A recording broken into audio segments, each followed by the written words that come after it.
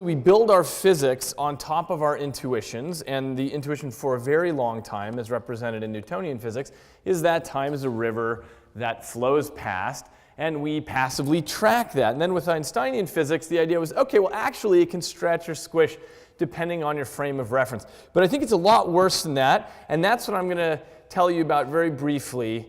It appears that there's actually a neural relativity. It appears that time ain't what you think it is. And I've been studying this for many years, but I'm just going to dip into 4 examples that I think illustrate these points pretty well. So the first one I'll show you is a very simple visual illusion that I started looking at a while ago. It's called the flash lag effect. If you have a moving object, let's say in this case a ring moving to the right, and you flash something right in the middle while it's moving, that's what actually hits your retina on the top, but what you perceive is that the ring was ahead of the flash. I'll show you a demo of this in a moment. But the question is, why does this happen? So what had been proposed in the literature is that maybe what's happening is you're collecting up information in time, the flash happens, and then your system guesses forward. It says, well, where is the moving object likely to be? In other words, there's motion extrapolation. The idea is that when you have moving objects in the world, by the time the light strikes your retina and you process the information, the moving object has moved on. So maybe what the brain's doing is guessing ahead. So let me show you what this looks like. This is the flash lag effect. I have a ring going around in a circle, and let's see if I can do this again. And you can, let's say you're fixing on that red square there. You can see that even though the flash is occurring right in the middle of the ring, it doesn't look like it. It looks like the ring is ahead of the flash. Does everyone see that? Okay, that's the flash lag effect. Okay, I had reasons to doubt this extrapolation framework, which is that the brain is guessing ahead. So I did a very simple experiment, which is I have a ring come around and a flash happens just like you saw, and then one of 3 things happens at random. Either the moving ring keeps going like you just saw, or I have the ring stop, or I have the ring reverse direction. So the key thing to note here is that everything up to and including the flash is identical, and all I'm doing is I'm changing what happens in the future of the flash. Okay, so if extrapolation were happening, you would of course expect to see the same thing every time, which is that the ring looks like it's ahead of the flash, because it shouldn't matter what happens after the flash is already gone. Well, here are the 3 conditions very rapidly. There's continuous, there's reversed, and there's stopped. So let me show you this again. Here's continuous, reversed, and stopped. So what did you see here? It looks like in the continuous case, it looks like the ring was actually below. In the reverse case, it looks like the ring was above, right? And in the stopped case, it looked like they were aligned. Did everyone see that? Okay, so if I quantify this is sort of the only graph I'll show, but so here's the continuous, the stopped, the reversed case. Here's a measure of the perceived displacement. We use typical psychometric studies to quantify this, where we sit people down in front of computers. We manipulate where the ring and the flash are taking place. They answer over hundreds of trials how they're arranged, and we can quantify exactly that displacement. So the symbols represent different subjects here. But the key is, you see that in the continuous case, subjects perceive the ring about 5 degrees past the flash. In the stopped case, there's no illusion at all. And in the reversed case, they perceive the ring above the flash, just like you saw. Okay, well, why is that so weird? It's so weird because I'm asking people what they see at the moment of the flash, and their answer depends on what happens in the future of the flash. And remember, these conditions are randomly interleaved. So there's only 2 possibilities here. Either our subjects are clairvoyant, which you don't think is happening, or the perception that we attribute to some moment in time actually depends on what happens next, in a little window just after the event. Okay, so it's not that extrapolation is occurring. That's not what's happening. Instead, it's something more like interpolation, where after the event, the flash here, your brain continues to collect up information, and it retrospectively says what it thinks it saw. Now, obviously, there's nothing backwards going on in time, so probably the right way to look at this is here's time in the outside world, whatever we mean by that, and there's the flash, and then you have time inside your head. And of course, we know that it takes a while when there's a flash in order to actually perceive that. But what this very simple experiment shows is that there's a window of time after the flash that all gets subsumed into what you believe you saw at the moment of the event. Now, I'm not going to show you the details, but I did a lot of experiments to quantify that window. It's about 80 milliseconds, and this is related to what people sometimes refer to as the specious present, although we can come back to this point. But this is about 80 milliseconds here of information in the future of an event influences what you believe you saw at the time of the event. So I'm skipping over all the detail stuff. I just want to give you a flavor of this. Surprise number one is that you live in the past. Okay, and I don't mean like this. I mean that when you think the moment now occurs, it's already happened, right? It takes neural signals are shockingly slow. They move around the brain. Some neural signals are moving at 1 meter per second. Think of how slow that is compared to the speed of electricity. Okay, so things are moving around very slowly, and what you have in the brain is this vast neural real estate, and you have signals coming in. They have to move around, they have to get stitched together, and your brain has to put together a story of what's happening in the outside world. And by the time it's done that, the moment now is already gone. I might be done with this talk for all you know. So what this means is that your perception is like one of these live television shows, which is not actually live, right? These live television shows they're aired with a little bit of a delay in case somebody cusses or falls down. That's exactly what's going on with our perception. It takes time to put everything together, so we're living with a little bit of a delay. Now, the experiment I just showed you has to do with vision and collecting of visual information. I've been suspecting for a while that probably what the brain does is it waits for the slowest signals to arrive before you have a perception. So it turns out that if I touch your toe and your nose at the same time, you will feel those as simultaneous. Well, that's really weird, right? Because the signals from your nose reach your brain essentially right away. The signals from your toe have to climb all the way up your spinal cord to get there. So when your brain receives the signals from your nose, does it say, okay, I'm not going to perceive anything until I see what else is coming up the pipeline? Essentially, yes. Essentially, that's what happens. And actually, a couple of years ago, I was the hero of short people for about a day because I announced on NPR that this made me think that tall people probably live further in the past than short people, because tall people have to wait for the signals all the way to come from their farthest appendage before they can actually perceive what's going on. That means people closer to the ground are closer to the border of the present. Okay. So this is what I showed you with this very simple visual illusion. And then what I've been doing for a while is really trying to understand the relationship between these two lines, between time in the outside world, whatever we mean by that, and subjective time. So for example, can there be time warping? Can you perceive something as happening faster or slower than it's actually happening in the outside world? And what about gaps in time? We have gaps in time all of the time. So think about whenever you blink your eyes, poof, the world goes dark for about 80 milliseconds. It's black. And you don't notice that at all. You don't notice that gap in time there. Now, if I came in and I flicked the lights on and off, you would notice that immediately, right? That would be easily noticeable. It's because it's a self-generated movement. We have this gap in time. It doesn't seem to concern us. It turns out it's a lot worse than blinks, because every time you move your eyes in a ballistic movement called a saccade, you make these all the time, and it turns out most of your visual system shuts down during a saccade so that it doesn't look like the world is screaming past. And you don't care about those gaps in time either. So somehow your brain takes care of these gaps and stitches things together. So this is the stuff I've been studying, and I'll just give you an overview of of 3 more surprises in the last decade that I've come across about time. Okay, and one of them that I want to mention is what happens when you get your motor systems involved, what that does to time. So that's what I'll tell you about now. But in order to do that, I'm going to step back in history just a bit to tell you about Kublai Khan, who was the emperor of the Mongols, and he controlled, by the time he was an adult, the largest empire in history at that time. So this was what he controlled, and he positioned himself over here. And remember, this was in the days before cell phones or internet or Morse code. So the question is, how did Kublai Khan know his empire? Right? It was way too vast for him to have any sense of what his empire was. So what he did is he would hire emissaries, like Marco Polo, for example, and they would travel to the distant reaches of his empire, and they would convey news back to him so that he could know what he controlled. Now, of course, it was more than just one. He had multiple emissaries.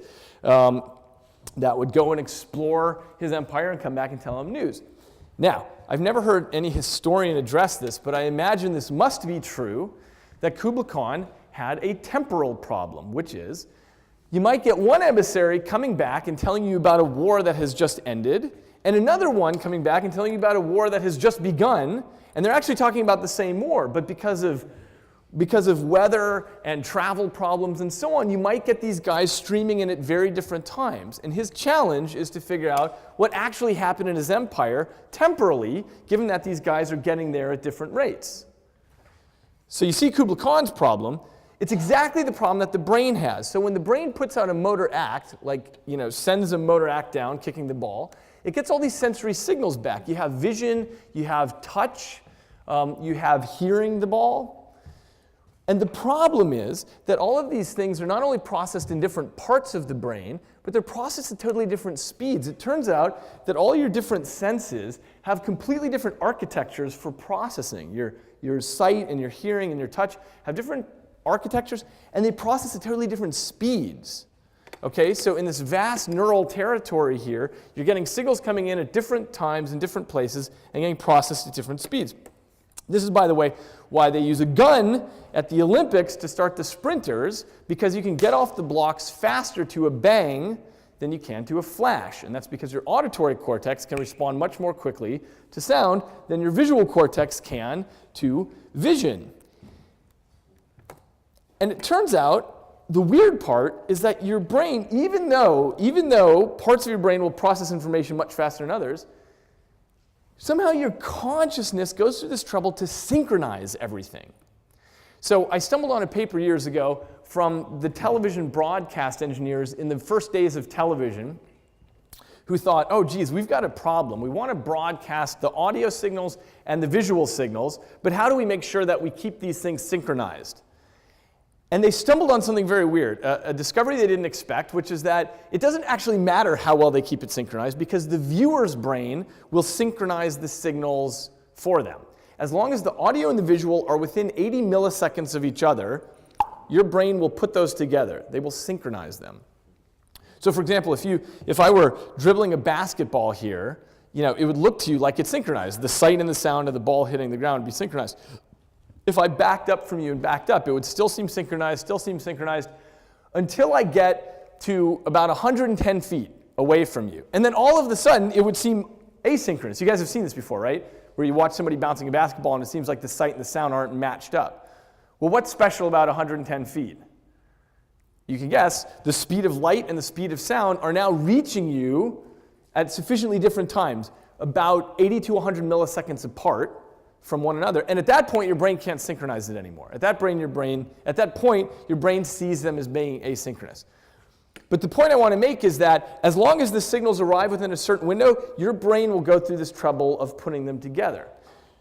So the weird part is, even though parts of your brain are getting information before other parts and processing them faster, it waits for all the information to get there, it stitches it together, it puts together the best story it can about what's happening out there, and it serves that up to you, delayed.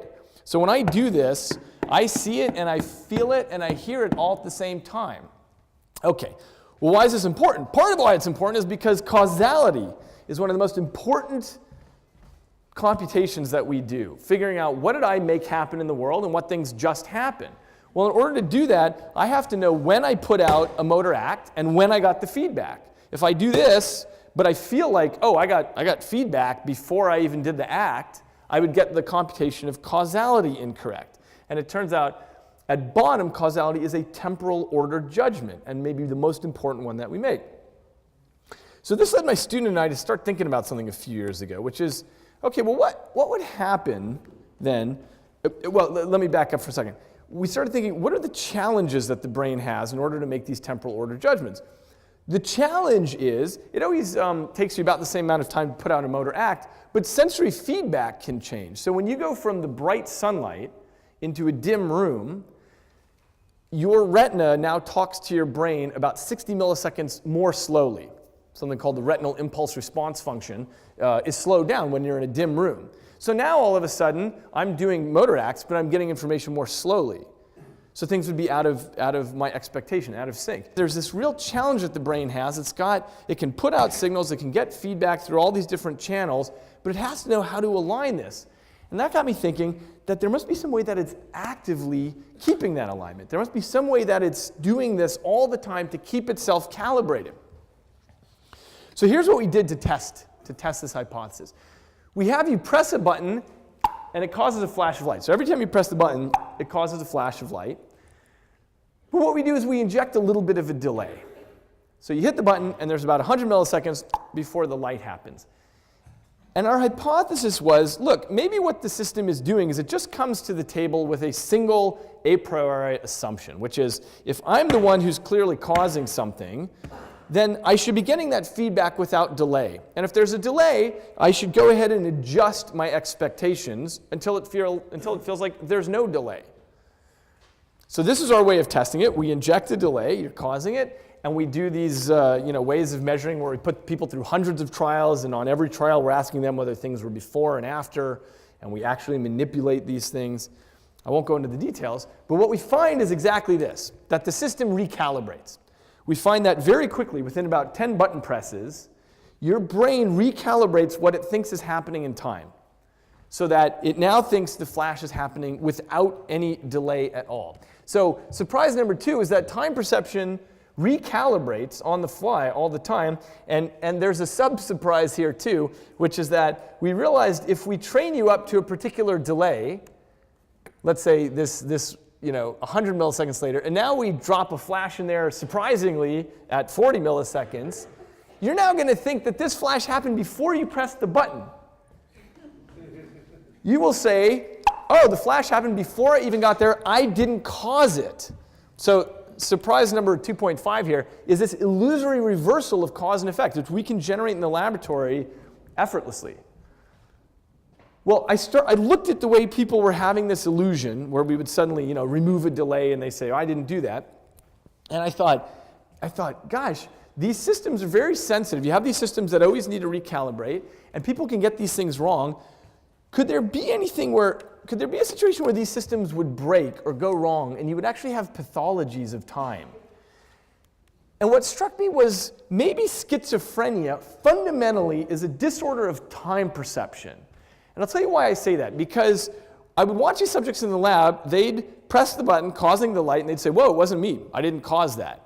And I thought that's exactly what schizophrenics do. Schizophrenics have something called credit misattribution, where they'll cause some act, and they'll say, it wasn't me, I wasn't the one who did it. And typically that's followed with some florid story about somebody else causing them to do it. And I thought, God, these normal subjects in my lab seem like that's exactly what they're doing. And then I was thinking about, well, something that's normal that all brains do is you have this internal monologue, right? You generate these internal voices and you listen to them. You have conversations with yourself. That's normal. But imagine now you got the motor and the sensory parts backwards. Well, that's an auditory hallucination. You would have to attribute the voice to somebody else. Because as far as you're concerned, you heard the voice before you generated it. And that would feel like somebody else is doing it. So what we're doing now is testing schizophrenic subjects on these temporal order tests. And we're right in the middle of this now, but our initial data seems very promising. It seems that schizophrenics fundamentally do not recalibrate. They're temporally inflexible, which means that when they're getting feedback from the world that their timing is off, they're not using that appropriately to recalibrate. Now, I can't swear that this is right. Ask me again in 6 months and I'll be able to tell you. But if it's right, it's a real game changer, because it means that if schizophrenia is fundamentally a disorder of time perception, we can have an entirely new way of viewing this and a new approach to rehabilitation instead of just pharmaceutical approaches, which are sloppy and not that effective. We can just have people play video games to recalibrate their timing, and maybe their auditory hallucinations will go away. As I said, this is science fiction today, but ask me again in some months from now. Okay. So that's number 2. Number 3 surprise is I got really interested in this topic a while ago about whether time can run in slow motion when things are really hitting the fan. Because people report this sort of thing all the time, and it happened to me. When I was a child, I fell off of a roof of a house under construction, and it seemed to take a very long time to fall. I felt like I had lots of time to think about things, and afterwards I was sort of amazed at how long the process seemed to have taken, and I calculated it later, and it was 0.8 of a second was all it took to get from top to bottom, so I couldn't understand why that seemed to take so long. So when I grew up and became a neuroscientist, I decided I was going to test this and figure this out. So there are really two hypotheses about why something might seem to take a very long time when you're in a troublesome situation, like your car's going off a cliff or something like that. One is that you've got an increased time resolution. So during the event itself, you've got something like increased time resolution, whatever we would mean by that. And the second hypothesis is that it has something to do with the way that memories get laid down here, or the way that time is experienced here, so that afterwards you look back and you think, wow, that must have taken a very long time. Okay, so what we did to test this is we built a device that we call the perceptual chronometer, and it's essentially a wristwatch device that you wear, you strap to your wrist, and it's made of LED arrays that choose random digits, and they alternate between the positive and negative images. And if you see these things alternating like that, you can very easily read, oh, that's the number 4. But if we speed it up just a little bit more, past a very sharp threshold, then you can't read the digit. It just looks like a flat field of LEDs, right? Because the positive and negative are alternating too fast, and they blend together. Okay, so we make this into a watch. We strap it to people's wrists. There's a chip inside that chooses random digits, and it flashes these digits at you and can flash them at different speeds. So we can find out what is the speed at which people can identify the randomly chosen digits, and then and then can we make it faster than that so that they can't read the digits? And can we use this as a way of measuring how fast people are seeing the world? The idea is, let's say we speed it up so you can't see it, and now we put you in a really scary situation where you claim you can see the world in slow motion. The question is, can you tell us what the digits are or not? Okay, so we built the device, but then the question was, all right, how do we make people really scared? Okay, so of course the first idea we had was stick volunteer subjects in a life-threatening, terrifying situation. But we're scientists, so we always try to come up with a better idea. We never actually did come up with a better idea, so we went with the first idea. And what we did is we dropped people from a 150-foot tall tower in free fall, and we had this strapped to their wrist. And what we were asking was, while you're falling to your death, presumably, can you read what's on the wristwatch? Okay, so there were two parts to this experiment. One was, we had people, so before I tell you the results of that, we had also people take a stopwatch and watch somebody else fall, and then retrospectively estimate how long the other person's fall was. So this is them estimating someone else's fall. And then we had them, after their own fall, take the stopwatch and recreate how long their own fall took. And what we found, not surprisingly, was there was about a 36% duration distortion. People thought it took much longer when they were remembering their own fall. It's actually probably much worse than this. It's just that people would say, okay, well, I'm going to stop the watch because I'm kind of embarrassed that I'm still going. But it felt like a really long time. So it's at least 36% duration distortion in terms of how long it felt. But the question is, could they actually read in slow motion like Neo in the Matrix? So I'm going to skip some of the details, but I'm just going to say, we're asking about the accurate digit identification. Here was the expected performance based on time slowing down by 36%. And what we find is that there's no difference in the in-flight performance or just ground-based controlled, meaning people are not actually seeing in slow motion. So here's this weird thing, that they feel like it lasted a really long time, and anyone who's been in an accident like this knows this feeling that it took a really long time, but they're not actually seeing in slow motion. So this, for me, was surprise number 3, which is that time is not one thing. You can have a distorted duration, but that doesn't entail the other consequences you might imagine. It's not like you're taking a movie and slowing it down. And in fact, if you ask somebody who's been in one of these car accidents where they said, oh my God, it took forever, the glass flying, just ask them, say, okay, well, the person next to you who was screaming, did they actually sound like they were saying, no? And the answer is they did not sound like that, because time is not a single thing that gets stretched out like a movie. Instead, time is fractionated. You have different parts of your brain that care about duration, and you can warp those. You have other parts of the brain that care about simultaneity judgments, other parts that care about flicker rate, other parts that care about temporal order judgments. And these are all separable. And it turns out that in your brain, these normally work in concert. So you think that time is this beautifully unified thing, But what we can do in laboratory situations is start teasing these things apart and show that actually duration can get warped totally independently of the other consequences you might think that might entail. So the last thing I'll show you is a way that we were able to address this a little more finely in the laboratory with a slightly more sober experiment, which is using something called the oddball effect. It happens that if you're looking at a series of things and then there's something unusual, the unusual thing seems to last longer. So if you're judging the duration of these, did you guys see how the clock seems to last longer there? So they're all presented for exactly the same duration, but it turns out that an oddball in a visually presented stream like this seems to sort of be expanded in its duration. Okay, well, why is that? Well, one thing we found is also, I should just mention, it's not just the oddball, but it's actually the first one in the series also seems longer than the success ones. So if I were just to make a cartoon of this, here's the series, and here's some oddball that I'm throwing in. And if we plot the perceived duration, what you find is that the first one in a segment seems to last longer, and then the oddball seems to last longer also. Okay, well, it turns out that you might notice I didn't label the units on the y-axis here because you could think about this as an expansion in time of the oddball or first one, or you might think of it as a contraction of the thing that's being repeated. Maybe it's that the thing that's being repeated is contracting in its perceived duration. And the reason that's an important distinction is because when I started thinking about it that way, I realized that actually that maps onto something quite interesting, something called repetition suppression, which simply means when you show the same thing to the brain over and over, you have a diminishing neural response. So the first time I show you the shoe, your brain goes brrrr, and the second time I show you the shoe, your brain goes brrrr, and then the third time it goes brrrr.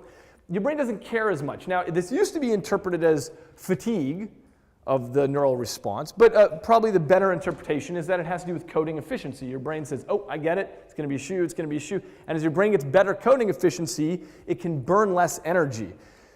Energy, as Malcolm was saying in his talk, is one of the most important things that goes on in the brain. We are mobile creatures that run on batteries, and it is the most important thing for us to conserve. And so smart brains are always trying to figure out how can I predict what's going on so that I use less energy. So the point I want to make here is that when you look at what happens in the physiology with the neural response, it happens to map on exactly with perceived duration. I can use either axis here, and what you see is the same pattern. Here's just an example of this, one of 1,000 examples on repetition suppression, which is, if you're showing a monkey the same thing over and over, the red dots are where you're showing the same stimulus over and over, and you're looking at the response of the neuron in spikes per second. You see, there's a diminishing neural response each time you present it. And so the suggestion that we recently made is this really weird relationship between what's happening with neural response and subjective duration. It's like they're mapped onto each other. So in other words, the suggestion that I recently made in the literature is that subjective duration is somehow indexing the amount of energy used in the brain. Now this sounds crazy, right? I mean, how could this be? I don't know how this could be. It just seems to map every single thing that we've been able to test and measure and find in the literature. So I'll just give you an example of this. It's not just changing the size of the neural response by causing something by repetition suppression. It turns out you can change the neural response in lots of ways. You can make things bigger or brighter or moving. You can change neural response in lots of ways. And we started going through the literature, and we found this scattered confederacy of duration distortions in the literature. And what we find is that if you make something brighter, for example, that causes it seems to last longer on the screen. So if I show you a dim square and then a bright square, it'll seem like the bright one lasted a longer time. Same if I show you a bigger square. Same if I show you more numerous things rather than fewer things, it seems to last longer. If I show you something moving rather than static, it seems to last longer. If I show you something looming rather than contracting, it seems to last longer. And so on. There's lots of things that we discovered in the literature. These are all different ways that you can distort duration, and they all have the exact same thing in common. They all fall exactly under this framework, which is if you cause the brain to burn more energy, it will seem to have lasted longer.